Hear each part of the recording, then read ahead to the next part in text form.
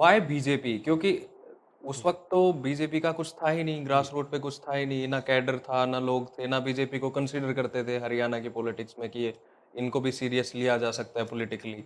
और apart from them आपके पास Congress, INLD और भी कई ऑप्शन थे, जहाँ से जिनकी सरकारें थी। तो वो आपको स्पेस ज़्यादा अच्छा लग रहा था एक्सप्लोर करने में बीजेपी, या फिर आपको ये था कि मैं आइडियली उस तरफ फ़ॉल करता हूँ ज़्यादा, या फिर आपको ये था कि भी कांग्रेस और आईएनएलडी और इनमें तो बहुत बड़े-बड़े नेता हैं, ये नंबर नहीं आने देंगे मेरा। आपने सो तीनों बातें जो है बड़ी वाजिब कही है। जी। इनकी अपनी एक सीक्वेंस है।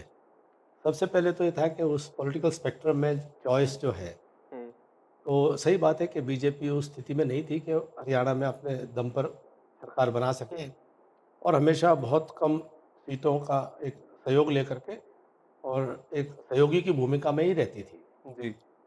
तो 90s में मैंने ये जब तय करना था, तो पॉलिटिकल आइडियोलॉजिकल लीनिंग तो मेरी डेफ़िनेटली वो nationalist being an army hmm, background person या कहीं न कहीं आर्य समाज का पृष्ठभूमि थी या कहीं न कहीं बचपन में मैं शाखा में जाने का मुझे मौका मिला था। ओके। तो आइडियोलॉजिकल लीनिंग जो थी वो डेफ़िनेटली उस राष्ट्रवाद के सिद्धांत के साथ थी हुँ, और उस दौर के अंदर जो कोएलिशन पॉलिटिक्स चल रही थी, उसमें कांग्रेस लेड कोएलिशन पॉलिटिक्स चल रही थी। जी, उसमें महसूस हो रहा था कि ये देश के आवश्यकताओं के साथ न्याय नहीं कर पा रहे हैं। ओके। तो वो फीलिंग तो डेफ़िनेटली थी। हमारी जनरेशन में बहुत स्ट्रॉन्ग थी वो फीलिंग। हुँ, और उसके बाद ताकि हरियाणा प्रदेश में काम करने का अवसर, हुँ, वो बीजेपी में अपार संभावनाएँ हो सकती हैं। ओके। तीसरा था कि मैं जो डायनेस्टी पॉलिटिक्स है, हुँ, वो मुझे बचपन से ही कॉलेज के ज़माने में भी मुझे बहुत वो एंटी डेमोक्रेसी वो कॉन्सेप्ट लगता था। अच्छा। मुझे लगता था कि ये लोकतंत्र का ये हनन और हरास करने का काम है हुँ, और इससे ये जो है ये ना तो सच्ची डेमोक्रेसी कभी आ पाएगी हुँ, और ना कभी हमारी जो नई जनरेशन्स हैं वो इन एस्पिरेशंस को लेकर के कि हम मेहनत करें, पढ़ाई करें, शिक्षा प्राप्त करें, समाज में काम करें और वो भी कोई बड़े पदों में बैठ सकते हैं।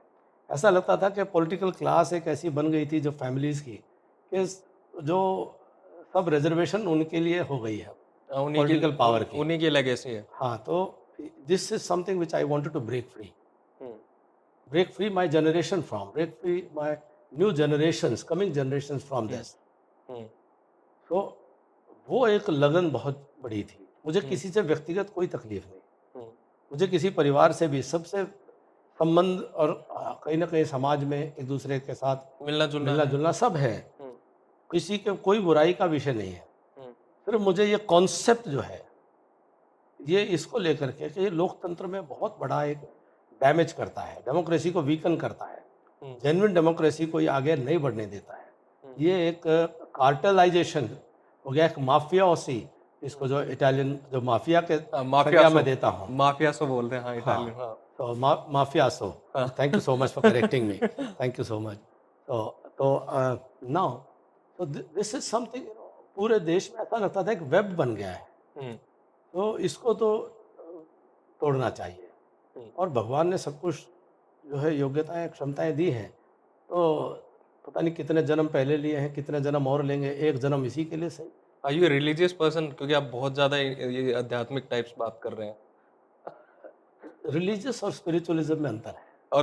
और ये आर्य समाज? हाँ, I am not dogmatic about any ritual, hmm, रूढ़िवादी नहीं हूँ, हुँ।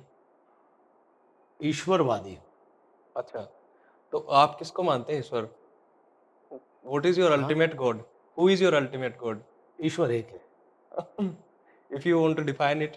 निराकार है, नहीं यार, उसका कोई आकार नहीं ये है। तो वही वाले अध्यात्म नहीं, वाली नहीं, बातें हैं। मैं हू इज़ योर जो ईश्वर? जो हाँ, मैं अपना बता रहा हूँ। हुँ, आपका कुछ हो सकता है, हुँ, आप और साथियों का कुछ हो सकता है। हुँ, मेरा ईश्वर जिसको मैं मानता हूँ, हुँ, वो निराकार है, हुँ, वो सर्वव्यापी है, हुँ, वो सर्वज्ञ है, हुँ। सर्वंतर्यामी है, सर्वशक्तिमान है।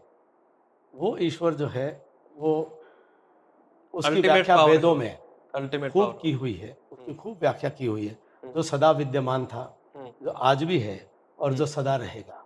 ओके, सृष्टि और प्रलय से ऊपर ओके, जो शक्ति है, वो ईश्वर है। तो ओके। वो हम सबको जन्म देती है, पालती है हुँ, और संहार और सब कार्य इस जो गति और स्थिति में जो सबको चलाती है, हुँ, वो शक्ति उसको मैं ईश्वर के रूप में मानता हूँ। ओके।